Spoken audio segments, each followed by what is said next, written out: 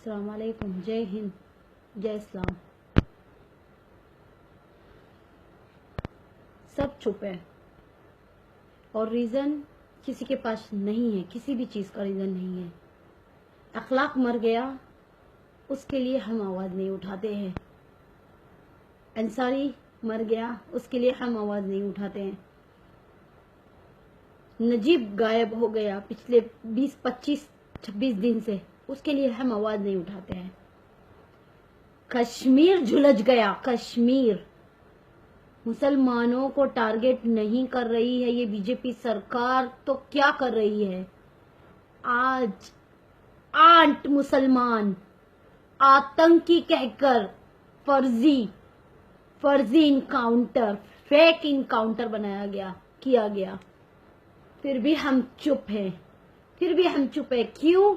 क्योंकि इनको पता है, अरे ये मुसलमान हैं, इनकी कौम एक नहीं है, इनको कोई फर्क नहीं पड़ता। अखलाक मरे, अंसारी मरे, नजीब गायब हो, 8 लोग मर जाए या पूरा कश्मीर झुलस जाए, इनको कोई फर्क नहीं पड़ता, क्योंकि ये है मुसलमान, ये है। इन्होंने चुप्पी सारत बैठी है, इनको पता है हमारी कमजोरी क्या है।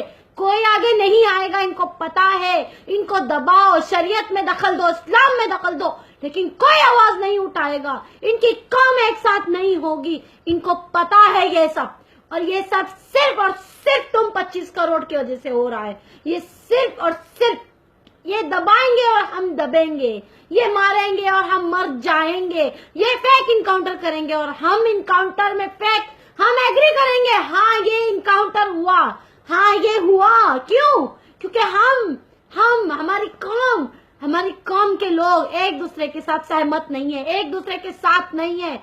ये मोदी सरकार यही निर्माण लाना चाहता था, ये मोदी सरकार का निर्माण है। ये आरएसएस के बोलने पे आरएसएस का कानून चलाते हैं, ये कोई संविधान का कानून नहीं चल रहा है। किधर है जवाब? मैं पूछती हूँ, किधर है संविधान का कानून? सिर्फ मुसलमानों को तुम टारगेट कर रहे हो, सिर्फ दलितों को टारगेट करोगे, गरीबों को मरवाओगे।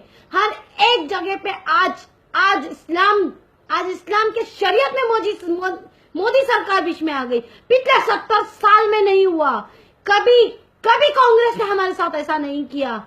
अरे तुमको जिससे लड़ना है तुम लड़ो, तुम उनसे लड़ो जो तुम्हारे दुश्मन है। अरे मैं कहती हूँ, आतंकवादियों को तुम उड़ा के नहीं मार सकते, लेकिन हिंदुस्तान के ही आतंकवादी तुमको दिखाई देते हैं। मुसलमान, तुम्हें बाहर के आतंकवादी दिखाई नहीं देते हैं। जो पूरे सैनिकों को मार मार के चला गया, वो आतंकवादी नहीं था। उसके लिए तुमने जो भी स्ट्राइक, सर्जिकल स्ट्राइक की थी, उसके कोई सबूत तुम नहीं दोगे। तुम ऐसे मरवाओगे सबको, ऐसे मारोगे तुम, मोदी सरकार ऐसे मारोगे। और ये हमारी कौम, तुम देखो, हमारी कौम है ये, तुम देखो कौम वालों, तुम देखो। अरे पहले 1 को मारा, 2 को मारा, 3 को मारा, आज 8 को मारा, कल 20 को मारेंगे, परसों फिर 500 को मारेंगे। फिर भी तुम चुप रहोगे, फिर भी तुम एक नहीं होगे, तुम रास्तों पे नहीं आओगे, तुम आंदोलन नहीं करोगे, तुम चुप रहोगे। तुम अंधे हो, मुसलमान बहरे हैं, इनको पता है, तुम्हारे दुश्मनों को पता है कि हम कितना भी इनके साथ जुल्म करें, ये जुल्म बर्दाश्त करके ही रहेंगे।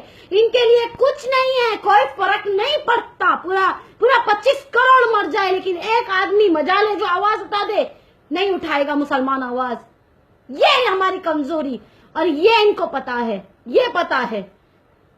और मोदी सरकार, पुलिस ऑफिसर्स, पूरी पुलिस सिस्टम क्या बताएगी कि ये फेक इनकाउंटर, हम बच्चे हैं, हम दूध पीने बच्चे हैं, हमें समझ में नहीं आता, हम खाना नहीं खाते, हम गोबर खाते हैं, हमको नहीं पता फर्जी इनकाउंटर कैसे होते हैं और असली इनकाउंटर कैसे होते हैं। हाँ, 8-8, 10-10 घंटे की मुठभेड़ में तुम लोगों ने 8 जो बरी होने वाले थे, जिनके ऊपर कोई इल्जाम नहीं था, उन 8 लोगों को तुमने इसके लिए मारा कि सिर्फ वो मुसलमान थे।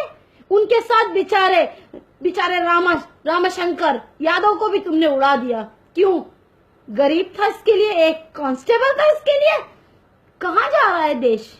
कौन सी दिशा में दिखा रहे हो बीजेपी? कौन सी दिशा दिखा रहे हो बीजेपी? आप आरएसएस की बात सुन के, तुम मोदी सरकार, प्राइम मिनिस्टर हमारे नहीं बन रहे, तुम एक शमशान के प्राइम मिनिस्टर बनना चाहते हो, तुम एक कब्रिस्तान के प्राइम मिनिस्टर बनना चाहते हो, तुम हम अजंता की प्राइम मिनिस्टर नहीं बनना चाहते। ये तुम्हारा सपना था कि मैं भारत को पूरी तरीके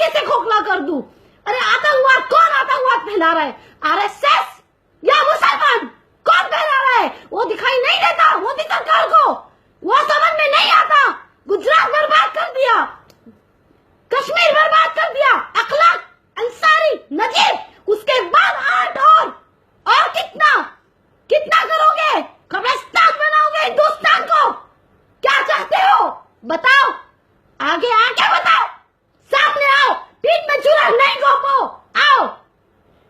पर्सनल मुस्लिम लो, मैं आपसे पूछती हूँ, कोई नहीं मरा आपके खानदान का, इसके लिए चुप हो। इसके लिए तुम पूरे मुसलमान जाते हो, बीजेपी में जाके वोट दिलवाते हो, कांग्रेस में जाके वोट दिलवाते हो, आम आदमी जनता पार्टी को वोट दिलवाते हो, आरपीआई को वोट दिलाते हो, शिवसेना को वोट दिलाते हो। ये है मुसलमान। मुसलमान खुद मुसलमान का दुश्मन है, समझ में आया? दूसरों पे उंगली मत उठाओ। मुसलमान खुद मुसलमान चाहता है कि इस देश से हर मुसलमान मर जाए। क्यों? ये देश सबका है, हमारा है, हमारे बाप दादा ने इसके लिए जान दी है। ये आरएसएस वालों का एक भी बंदा नहीं मरा। ये बीजेपी वाले ये आज जुम्मा के हमको सिखाएंगे ये भारत के देशद्रोही तुम हो, ये सिखाएंगे। अरे देशद्रोही दूसरे देश को दूसरे लोगों को देशद्रोही करार देगा? ये है तुम्हारा संविधान का कानून। कहाँ है अब संविधान का कानून?